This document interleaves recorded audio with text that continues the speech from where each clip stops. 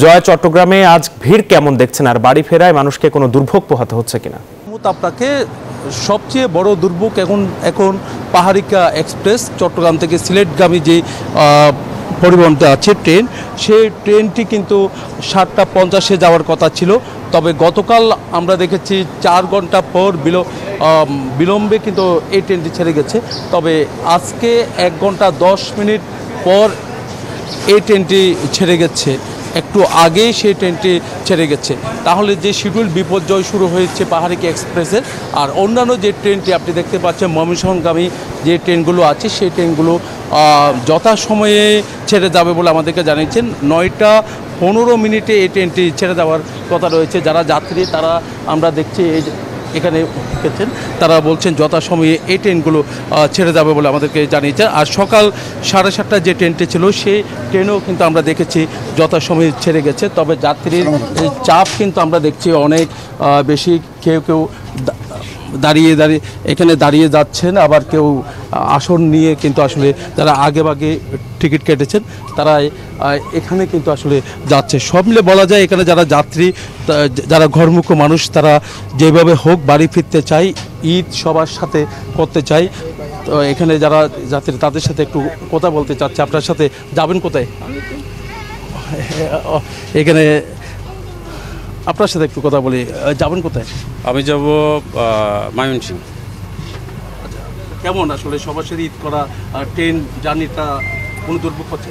না, অ্যাকচুয়ালি আমি গতকালকেও আমি টিকিট ছিল, গতকালকে আমার রাত্রে ছিল ট্রেন। আমার ওয়াইফ একটু অসুস্থ হয়ে যাওয়াতে আমি চেঞ্জ করে এখন যাচ্ছি, মানে পরবর্তীতে আবার টিকিট নেওয়া লাগছে। এখন ঈদ যাত্রা কোনো ভোগান্তি আছে? না না না, খুবই কমফোর্টেবল।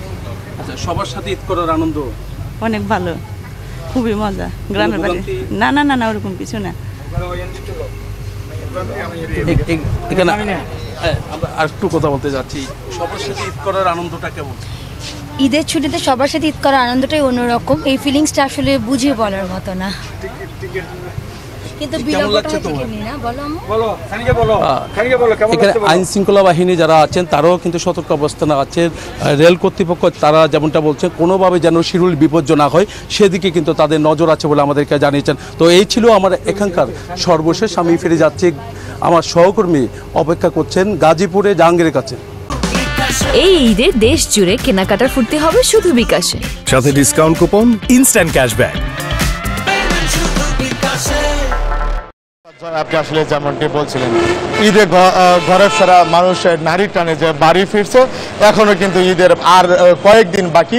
এখন থেকেই কিন্তু আসলে ঈদের যে ঘরে ফেরা মানুষগুলো যেতে শুরু করেছে। এবং আমি যেটি লক্ষ্য করেছি যে ঢাকা টাঙ্গাইল যে মহাসড়ক রয়েছে, এই মহাসড়কের আমি চন্দ্রাতে রয়েছি। চন্দ্রাতে এখন পর্যন্ত তেমন কোনো যানজটের সৃষ্টি হয়নি। তবে সাধারণ যাত্রী যারা রয়েছে এবং উত্তরবঙ্গের যে মানুষ রয়েছে যারা যাচ্ছেন তাদের সাথে আমার কথা হয়েছে, তারা যেমনটি জানিয়েছিল যে ভাড়ার যে একটা অভিযোগ প্রতি বছরই থাকে, এবার কিন্তু সেই অভিযোগটাও আমরা জানতে পেরেছি। এবং তারা অভিযোগ করেছেন যে ভাড়া কিন্তু বেশি নেওয়া হচ্ছে। এবং আইনশৃঙ্খলা বাহিনী যারা রয়েছে তাদের সাথে কথা বলেছি, তারা বলছে তারা কিন্তু এই ঘরমুখ মানুষকে গন্তব্যে পৌঁছে দিতে তারা কিন্তু সচেষ্ট রয়েছে। এবং তারা কিন্তু সকল যাত্রী বা বাচ্চালোকদের নজরে রেখেও কিন্তু তারা কাজ করছে। তবে এরই মধ্যেই কিন্তু যারা বাসের ড্রাইভার বা কন্ট্রাক্টর রয়েছে তারা কিন্তু আসলে এই যে ভাড়ার যে বেশির বিষয়টা সেটা কিন্তু তারা নিচ্ছে। এবং সাধারণ যে যাত্রী রয়েছে এবং ঘরমুখ মানুষ রয়েছে তাদের কিন্তু ভোগান্তি বাড়িয়ে দিচ্ছে। এবং তারা বলছে যে যদি এভাবে ভাড়া বেশি নেওয়া হয় তাদের কিন্তু ভোগান্তির সৃষ্টি হয়। তো এখন পর্যন্ত কিন্তু কোনো কলকারখানা বা অফিস আদালত ছুটি হয়নি। তবে কলকারখানা বা অফিস আদালত ছুটি হলে কিন্তু আরও যানজটের বাড়তে পারে এবং যাত্রী সংখ্যা বাড়তে পারে। তো এই ছিল গাজীপুরের চন্দ্রা থেকে ঈদ যাত্রার সর্বশেষ তথ্য। মাহমুদ।